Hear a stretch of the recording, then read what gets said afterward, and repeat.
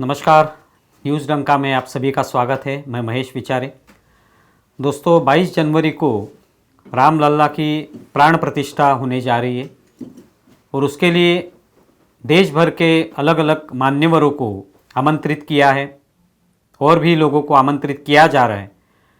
इसमें जिन्होंने इस पूरी राम जन्मभूमि के लिए, रामलला के लिए जिन्होंने संघर्ष किया पिछले कुछ 30 या 33 सालों से, उसमें लाल कृष्ण आडवाणी, मुरली मनोहर जोशी, ये कुछ नाम ऐसे हैं जिनको हम लोग भूल नहीं सकते। रथ यात्रा लाल कृष्ण आडवाणी जी ने निकाली, उसके बाद जिस तरह से ये कारवां बनता गया ये हमने देखा है।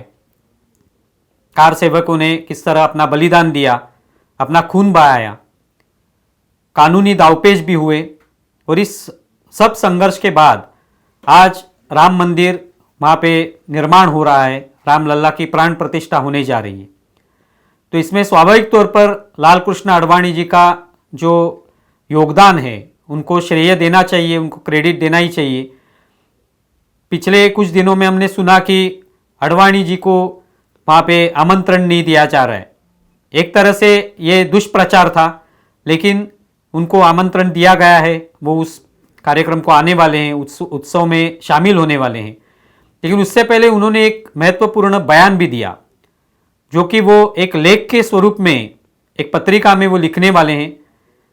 और उसमें उन्होंने ये जो स्वप्न पूर्ति उनकी हुई है, ये जो सपना साकार हुआ है आज राम मंदिर के माध्यम से, इसके बारे में लिखा है कि 33 साल पहले जिस तरह से उन्होंने इसके लिए संघर्ष किया, रथ यात्रा निकाली, किस तरह से उनको विरोध हुआ और कितना कुछ करना पड़ा, और आज वो सपना साकार हो रहा है, उस स्वप्न की पूर्ति हो रही है जो सपना सभी लोगों ने देखा था। और वो सपना साकार करते वक्त आज वो यहाँ पे है, वो उसके लिए उपस्थित रहने वाले, ये उनके लिए एक बड़ी बात है।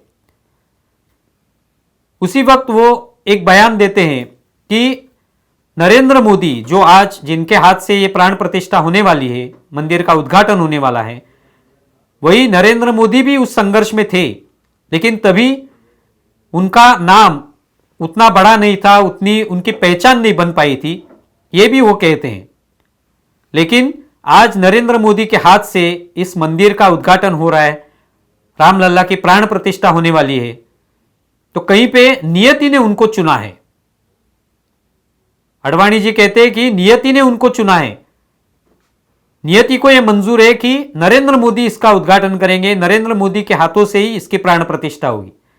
तो ये जो उनका बयान है, ये जो उनका एक टिप्पणी उन्होंने की है, ये बहुत ही महत्वपूर्ण है।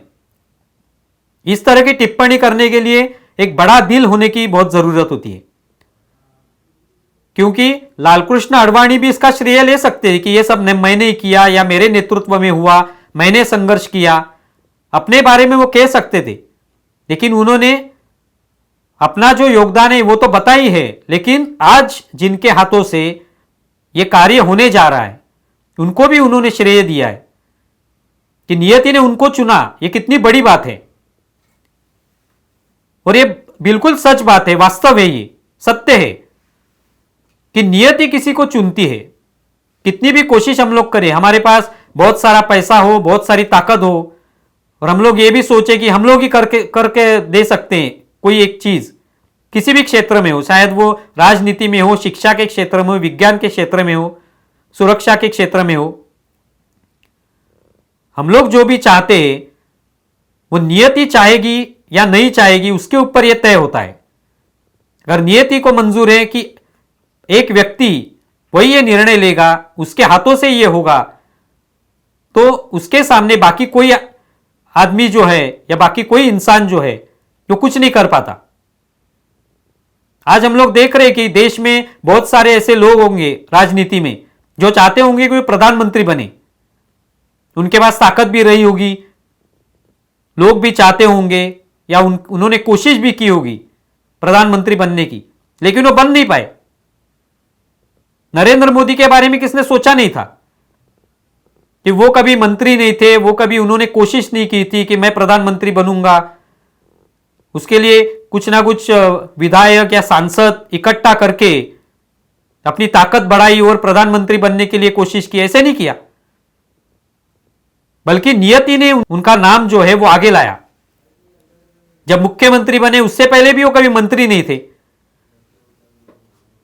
लेकिन वो मुख्यमंत्री बने, 3 टर्म उन्होंने मुख्यमंत्री पद संभाला गुजरात में और बदलाव लाए। उसके बाद वो सीधे प्रधानमंत्री बने।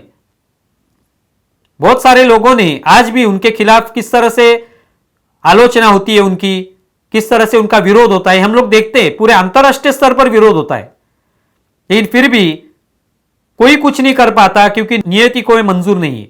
नियति को यही मंजूर है कि नरेंद्र मोदी प्रधानमंत्री बनेंगे, उनके हाथ से ही प्राण प्रतिष्ठा होगी, उनके हाथ से ही राम मंदिर का निर्माण होगा या उसका उद्घाटन होगा। तो आज हम देख रहे हैं कि जब 2014 में उन्होंने बागडोर संभाली प्रधानमंत्री की, उसके बाद ही निर्णय आ गया कोर्ट का और राम मंदिर के लिए पूरे दरवाजे खुले हो गए। यह कोई मामूली बात नहीं है। जो अडवाणी जी कह रहे हैं वही बिल्कुल सच है। कोई एक व्यक्ति नियति चुनती है कि जो व्यक्ति वो कार्य पूरा करे। महाराष्ट्र में छत्रपति शिवाजी महाराज का जन्म हुआ, उससे पहले किस तरह का आक्रमण महाराष्ट्र पे हुआ, महाराष्ट्र को किस तरह से कुचला गया, ये हम लोगों ने देखा, इतिहास में पढ़ा है। कितने सारे लोग बहादुर रहे होंगे जो ये करना चाहते होंगे, लेकिन नियति ने उनको नहीं चुना। नियति ने चुना तो छत्रपति शिवाजी महाराज को, जिन्होंने ये स्वराज्य निर्माण किया, महाराष्ट्र को इस गुलामी के जंजीरों से बाहर निकाला, क्योंकि नियति ने उनको चुना है। तो वैसे ही नरेंद्र मोदी को भी नियति ने चुना है, और उसका विरोध करने वाले, उसके बीच में जो भी रोड़े डालने की कोशिश करेंगे, उनका कुछ नहीं होने वाला, तो कुछ नहीं कर सकते। हम लोग देख रहे हैं 10 सालों में क्या हुआ है। जितने भी अड़चने उसके बीच में डाली गई, उनके मार्ग में, उनके सफर में, वो सभी अड़चने दूर होती गई। अलग अलग निर्णय लिए गए, ऐतिहासिक निर्णय लिए गए, ऐतिहासिक योजनाएं सामने आई, कितने बदलाव हो रहे हैं। अंतरराष्ट्रीय स्तर पर भारत का एक दबदबा पैदा हो गया है, निर्माण हो गया है। भारत का नाम जो है, शान बढ़ी है, नाम उज्जवल हो रहा है। यह सब किसके वजह से हो रहा है? तो नरेंद्र मोदी के आने के बाद।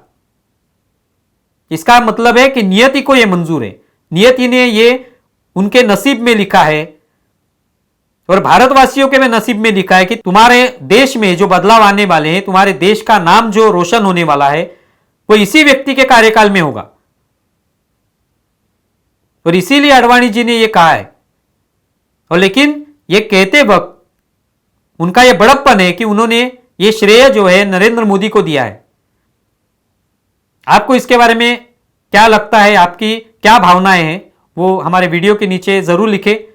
हमारा ये वीडियो ज़्यादा से ज़्यादा शेयर करें और हमारा YouTube चैनल सब्सक्राइब करें। धन्यवाद।